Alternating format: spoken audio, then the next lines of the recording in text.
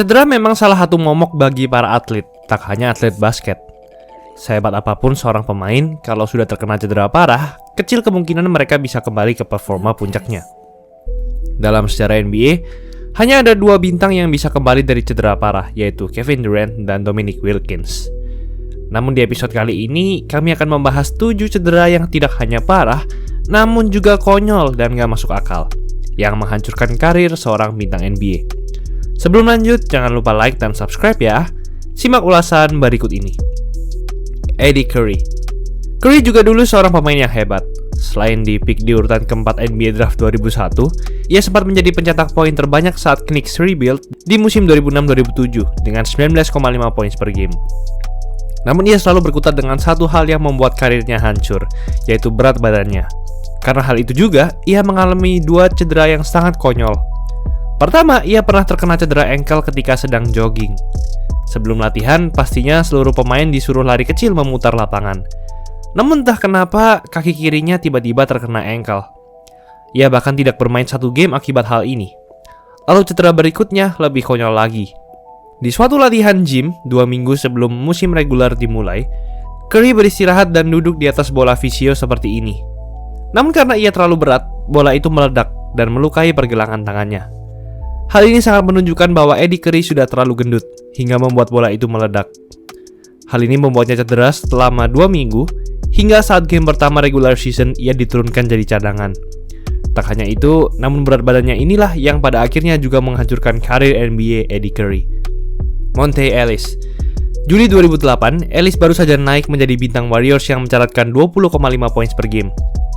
Setahun sebelumnya, ia juga dinobatkan sebagai Most Improved Player NBA. Ia masih sangat muda dan punya karir yang sangat menjanjikan. Waktu itu, ia menandatangani kontrak 6 tahun $66 juta, setara 227 miliar rupiah per tahun sekarang. Namun ketika off-season, Ellis mengendarai sepeda motor kecil moped dan tiba-tiba menabrak. Hal ini membuatnya cedera ankle parah, dan Ellis pun harus berbohong kepada tim Warriors-nya, dan berkata ia cedera saat bermain pick-up game.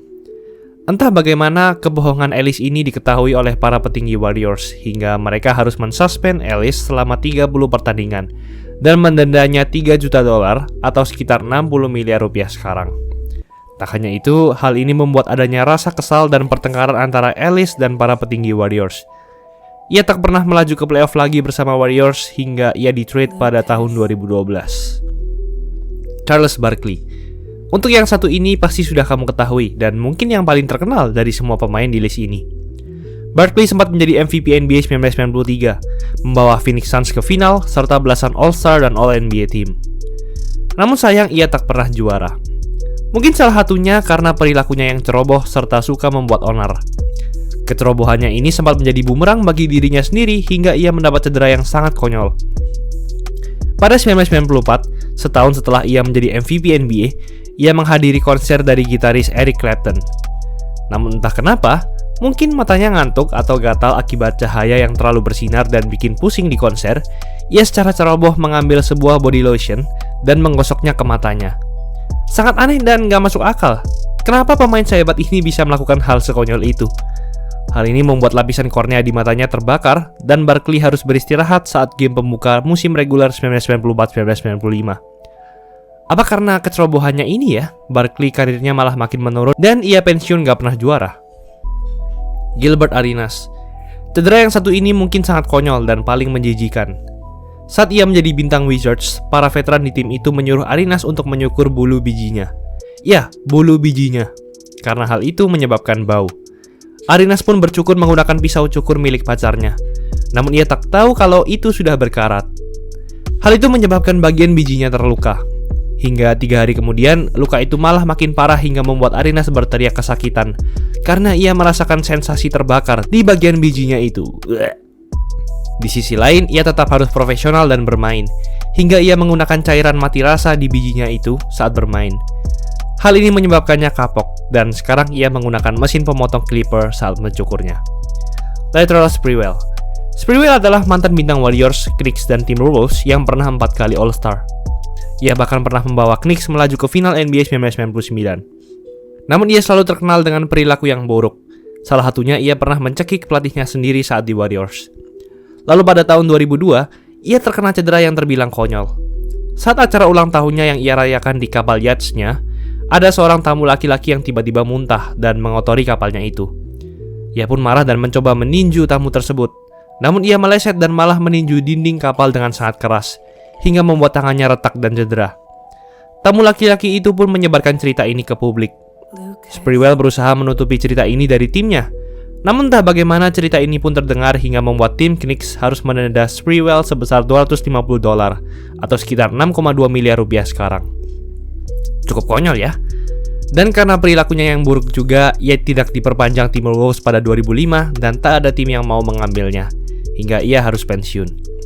BJ Tyler. Pemain ini sudah pernah kami bahas di channel TikTok dan Reels kami. Tyler adalah pemain yang sangat hebat saat di kampus, padahal hanya bertinggi 185 cm, terbilang undersized. Namun ia terkenal sangat cepat. Ia didraft di urutan pick ke-20 ke Philadelphia Sixers pada 1994. Lalu pada musim keduanya ia ditarik ke tim baru Toronto Raptors dalam draft ekspansi. Ia pastinya sangat senang karena di tim baru itu pasti ia diberikan kesempatan lebih untuk bermain. Namun ternyata ekspektasinya itu hancur karena cedera yang sangat konyol. Tak hanya konyol, namun menghancurkan karirnya untuk selamanya. Setelah selesai berlatih, Tyler kemudian duduk di sebuah matras dan mengikatkan es ke ankle-nya agar otot dan peredaran darah lebih rileks. Hal ini sudah sering dilakukan oleh para atlet-atlet basket. Namun Tyler ternyata ketiduran selama beberapa jam di atas matras tersebut dengan kondisi es yang terikat di ankle-nya.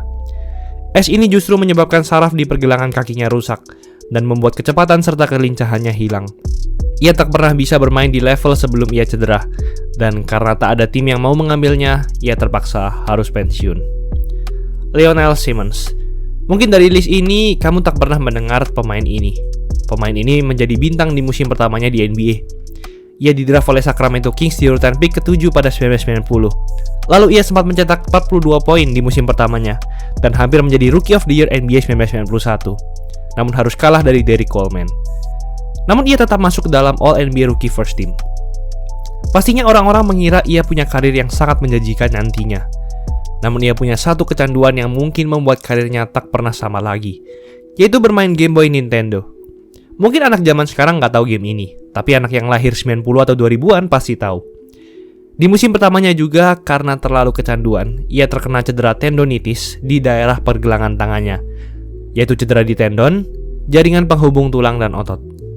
Hal ini membuatnya harus menepi 2 game pada musim pertamanya. Lionel hanya bertahan 7 tahun saja di NBA karena banyak sekali berkutat cedera, dan pensiun pada 1997. Itulah ulasan mengenai episode kali ini. Yo guys, buat kalian yang mau cari-cari jersey basket, langsung aja cek sosmed @easysportswear. Tersedia di Shopee, Instagram, dan Tokopedia. Kuy, buruan diserbu. Jangan lupa like, komen, dan subscribe agar channel ini bisa berkembang dan menghasilkan video menarik lainnya. Thanks for watching, I'll see you in the next video.